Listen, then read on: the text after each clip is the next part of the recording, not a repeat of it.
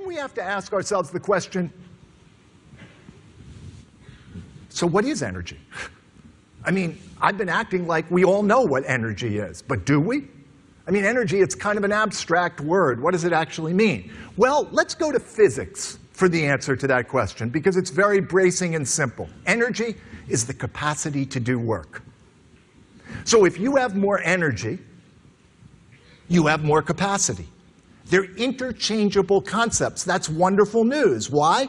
Because it means that if we can, in organizations, begin to train first individuals and then leaders and managers, and then even influence the organization itself to generate more energy, particularly more positive energy, then we can build organizational capacity in spite of all the demand. In fact, when you learn to manage energy skillfully, and we have done this work with thousands and thousands of people across multiple organizations, you get to the point where you can get more done in less time, in a more engaged way, more sustainably. But we need to take one more step on energy. So we need to ask ourselves the question, well, how does energy manifest in humans? Because for a refrigerator, all you need for energy is plug that sucker into the wall. And for a car, all you need to do is fill it with gas, still mostly gas today. But a human being needs 4 sources of energy, 4 different sources of energy. All of them are critical. None of them is sufficient by itself. And each of them influence the others. So what are they? Well, the first one is physical. That's the quantity of your energy. That's fundamental. That's the ground of all energy. Because without sufficient physical energy, everything is undermined. Even if you have a sedentary job. Just think about when you're tired. Does that affect your emotions? Does that affect your quality of thinking? Does that affect your motivation? Your motivation, of course it does. There are 4 components of physical energy. You know 3 of them. And I'll add a 4th because this one most people won't get. There's nutrition, glucose.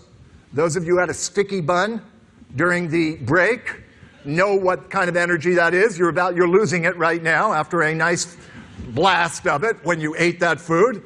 It's not a food that sustains you, but that's a key source of energy, glucose. Second one is fitness, the ability to transport oxygen through your body. The third one is sleep. We need to sleep a certain number of hours. And the 4th one is what we would call renewal or recovery. Nobody ever mentions that one. Why? Because we don't value it. Renewal, that's something for slackers. Why would that be important? Well, that's actually the X factor. That, I believe, is going to transform organizations, and I'm going to get to it in just a moment. Then there's the quality of your energy, which is emotional. That's how you feel. That's what I started out talking about in terms of the energy quadrants. So we know that there is a particular way you need to feel that I've already referred to, high positive energy. And we also know that high positive energy, this way of feeling, is something that it turns out can be systematically cultivated. It's not something that happens to you by magic. If you're lucky, sometimes it does. But you can actually learn how to cultivate that state, sustain that state, and return to that state when it gets interrupted. Then there's the focus of your energy, which is mental energy. That's the ability to collect your attention. It's control of attention. Because we know that the key ingredient mentally in getting things done is to do them one at a time in an absorbed way for a sustained period of time. Good luck, right? Our attention's under siege. There are people right now in this room doing the BlackBerry prayer so that they can move between different sources of focus. Am I right?